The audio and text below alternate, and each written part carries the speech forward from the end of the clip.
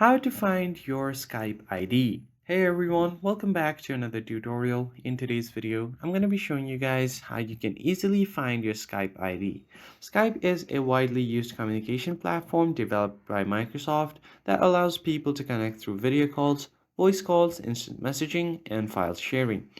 It's available on multiple devices including desktop, smartphone, and tablets as well. So it makes it a versatile tool for communication. Now, if you want to find your ID on Skype, go ahead and open up your Skype first and make sure that you are logged into your account. And you will instantly see your ID on top of your screen right here. Now, if you tap on your profile like this, you can just tap on your Skype ID and you also have an option to edit your ID. So you can just adjust it and edit it according to your choice. So you can set this anything you want. So you can just type in your name like this and tap on done. And now this is your Skype ID. So if you want to share your profile, tap on share profile and it will show you a option for QR code as well.